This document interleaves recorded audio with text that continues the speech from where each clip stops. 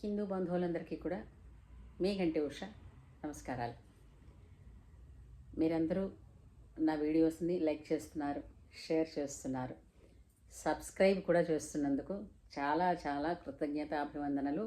అలాగే మీ అమూల్యమైనటువంటి మీ అభిప్రాయాలని, మీ కామెంట్స్ని నాకు అక్కడ నిక్షిప్తం చేస్తున్నందుకు చాలా చాలా సంతోషంగా ఉంది. ఇలాగే మీరు నేను కలిసి ప్రయాణం చేద్దాం, సనాతన ధర్మ సారథులుగా. ఏమంటారు? సరే, నేను ఈరోజు ఒక వీడియో చూశానండి. అది గత 2-3 రోజుల క్రితం చేశారు ఏమో, నాకు ఐడియా లేదు. కానీ మండే గుండెలు ప్రోగ్రామ్ ఒకటి నాకు చాలా ఇష్టమైన ప్రోగ్రామ్ అని చెప్తున్నాను కదా. అది ఐ డ్రీమ్స్ వాళ్ళు చేస్తున్నారు. స్వప్న గారును అనురాధ గారు గెస్ట్, స్వప్న గారు హోస్టు.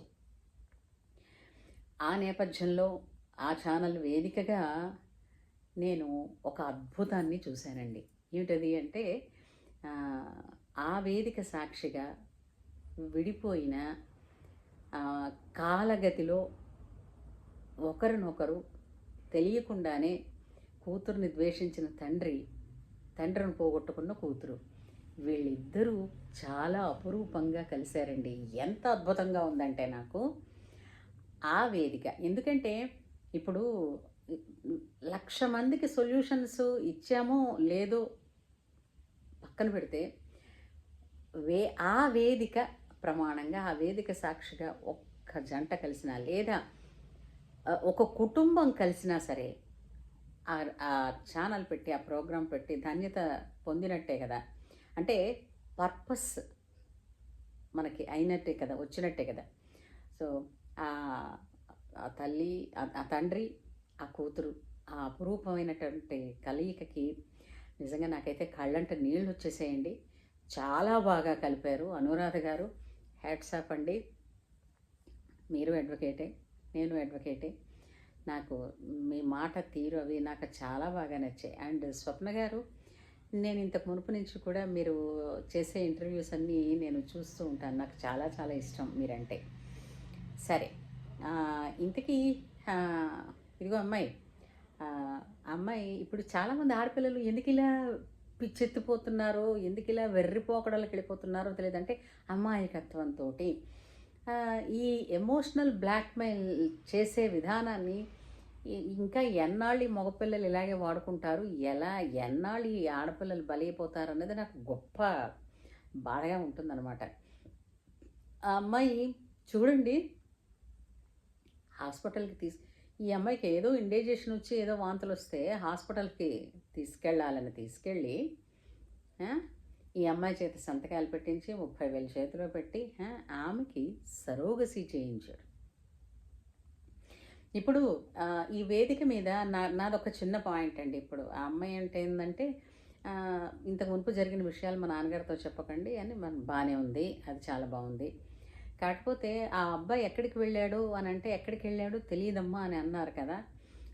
ఆ పిల్లవాడు ఈ హస్బెండ్గా తను సైన్ చేశాడు పేపర్స్ మీద అని అన్నారు కదా. అసలు ఆ సైన్ చేసిన పేపర్స్ని పట్టుకున్నారు అని అనుకోండి, వాడు కూడా ఎక్కడున్నాడు, దానిలో కనీసం ఎక్కడో ఫోన్ నెంబరు, అడ్రస్సో ఏదో రాస్తాడు కదా, ఓ ఆధార్ కార్డు ఏదో ఎక్కడో ఉంటుంది కదా. దాన్ని పట్టుకుని వాడు ఎక్కడున్నా వాడిని లాక్కొని ఈడ్చుకొచ్చి పడేయచ్చు. అంతే తప్ప ఎంత పెద్ద నేరం తెలుసునా అది. ఒక స్త్రీకి తెలియకుండా తన గర్భసంచిని వాడెవడో ఉపయోగించుకున్నాడంటే ఏంటది? అది ఎంత పెద్ద నేరం. ఇలాంటి వాటిని సహించకూడదు. తర్వాత అమ్మాయిలు, ఇంకా ఎన్నాళ్ళర్రా మీరు ఇలా మోసపోతూ ఉంటారు? ఇప్పుడు ఈ సీరియల్స్ ఉన్నాయి కదా, టీవీలో వచ్చే కొన్ని సీరియల్స్ వస్తున్నాయండి. అవేవో సంవత్సరాల తరబడి ఈ ఫ్యామిలీ డ్రామాస్ కొనసాగుతూ ఉంటాయి. కథ మధ్యలోనే పాత్రలు మారిపోతూ ఉంటాయి. అంటే అదే పాత్రలో వేసే యాక్టర్స్ మారిపోతూ ఉంటారు. అది వేల కొలది ఎపిసోడ్స్ అయిపోతూ ఉంటాయి. అది ఎమోషనల్ బ్లాక్మెయిల్ తప్పించి మీకు ఫర్ ఎగ్జాంపుల్ చెప్తున్నాను, ఒక 100 ఎపిసోడ్స్ అనుకుందాను. నేను ఎప్పుడు చూడలేదనుకోండి సీరియల్స్. 100 ఎపిసోడ్స్ ఉన్న సీరియల్లో 99.5 ఎపిసోడ్స్ నెగిటివ్ను చూపిస్తాయి. ఆ 0.5% ఏదైతే ఉందో దాన్ని ఒక్కదాన్ని పాజిటివ్గా చూపించేసి అమ్మయ్య మేము నిజాన్ని గెలిపించామని అనుకుంటున్నారు. కానీ మీకు చెప్తున్నాను, ఆ సీరియల్స్ తీసే వాళ్ళందరికీ మీరు 99% క్రైమ్స్ ఎలా చేయాలో కూడా నేర్పిస్తున్నారు. అండ్ ఇంకో విషయం ఏంటంటే, ఈ మధ్యన సెన్సార్ బోర్డు వాళ్ళకే సెన్సార్ లేకుండా పోయిందో ఏమిటో అర్థం కాలేదు కానీ, ఈ ఫిల్త్ లాంగ్వేజ్ కావచ్చు, ఈ మిగిలిన చండాలాలు, దరిద్రాలు, డబుల్ మీనింగ్ మాటలు ఇవన్నీ చాలా ఎక్కువైపోయాయండి. ఇవి అంటే 24 గంటలు అవి ఏమన్నా పుణ్యమైనటువంటి స్తోత్రాలా ఏమిటి? బుర్రలో పడుతూ ఉంటే మనకి పుణ్యమో పురుషార్థమో వస్తుందనడానికి అలాంటిదేం లేదు.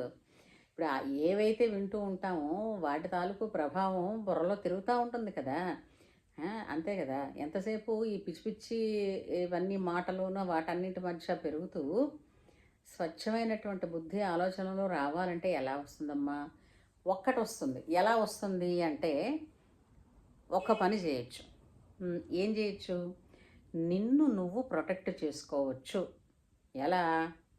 ఓ దేవుడో, దేవతో, ఓ గుడో, లేదా ఇంట్లోనో. ఏంటి ఇప్పుడు గుడి అంటే మీరు చెప్పారని గుడికి వెళ్ళిపోయాం, అక్కడ ఇలా జరిగింది, ఇదో కర్మ బాబు. అవి కాదు చేయాల్సింది. ఇంట్లో కూర్చుని ఏదో ఒక స్తోత్రం, మీకు కావలసినవన్నీ చూపించే మొబైల్ మీ చేతిలో ఉంది కదా. ఒక దేవుడి స్తోత్రం నేర్పించే వాళ్ళు కూడా ఎన్నో ఛానల్స్లో ఉన్నారు కదా. ఏం సంకటం నేర్చుకోవడానికి? ఏదో ఒక స్తోత్రం మిమ్మల్ని రక్షించేది. ఒక ఆంజనేయుడు హనుమాన్ చాలీసా, తప్పే ఉంటారా? అదేమన్నా అడిగిందా? డబ్బులు అడిగిందా? దశకం అడిగిందా? 4 సార్లు వినకపోని మనకి అనడం నోటితో రాదు. విందాం. కనీసం వినడం వల్ల కూడా మనకి ఒక విధమైన నాకు ఈ ప్రొటెక్షన్ ఉంది అని అనిపిస్తుంది కదా. మనోధైర్యం ఎప్పుడు వస్తుంది? ఆయన బుద్ధిమతాం వరిష్టం మనోజవం మారుతతుల్య వేగం జితేంద్రియం బుద్ధిమతాం వరిష్టం వాతాత్మజం వానరయోధ ముఖ్యం శ్రీరామదూతం శిరసా నమామి. ఆ ఒక్క శ్లోకం నేర్చుకుంటే అతను మనస్సుకుండే జాడ్యాలు ఏమిటైతే ఉన్నాయో వాటిని తొలగిస్తాడు. తొలగించి బుద్ధి వికసింపచేస్తాడు. ఇంకో విషయం మీకు తెలియదు ఏంటి తెలిసిందా? ఎప్పుడైనా భగవంతుడిని మనం సేవిస్తున్నాం అంటే, భగవంతుడు కనపడలేదు కదా, ఓకే పక్కన పెడదాం. తల్లి, తండ్రి, గురువు, దైవం కదా. మనకు ఒక ఆర్డర్ ఇచ్చారు. ఫస్ట్ మనకెవరు ఆర్డర్లో క్యూలో ఫస్ట్ ఉన్నవాళ్ళు తల్లి, తండ్రి, వీళ్ళు దేవతలు, వీళ్ళని పూజించు. వీళ్ళు ఒకవేళ కనుక ఫిజికల్గా లేకపోతే భూమి మీద, ఓకే గురువును సేవించు. మనకెవరు గురువు? మనకి గురువేంటి, మనకు ఒకటి చెప్పేదేంటి, మనం వినేదేమిటి? ఈ విధమైనటువంటి వైఖరి ఉంటే ఎవరేం చేస్తారు? పోని వద్దు. గురువు, తల్లి తండ్రి లేరు, గురువు లేకపోతే అప్పుడు నిన్ను దైవం దగ్గరికి వెళ్ళమన్నారు. కానీ మనం క్యూ వదిలేసి డైరెక్ట్గా దేవుడి దగ్గరికి వెళ్ళిపోయి నా కోరికలు తీర్చు అంటున్నారు. ఎంతవరకు సమంజసం అంటారు ఈ విషయం? ఇప్పుడు మనమే చాలా చోట్ల ఇప్పుడు సినిమా టికెట్ల క్యూ కావచ్చు, లేదంటే ఎక్కడైనా వేరే బస్ టికెట్స్లోనో లేదంటే ట్రైన్ టికెట్స్ ఇవన్నీ ఆన్లైన్ ఇప్పుడు బుక్ చేసుకుంటున్నారు అనుకోండి. ఒకప్పుడు ఆ క్యూలో మనం పక్క నుంచి వెళ్ళిపోతా ఉంటే వాళ్ళు ఏమంటారు? మేము చాలాసేపటి నుంచి వెయిట్ చేస్తున్నాం, మీరు క్యూ ఫాలో అవ్వండి అంటారు. అవునా కదా?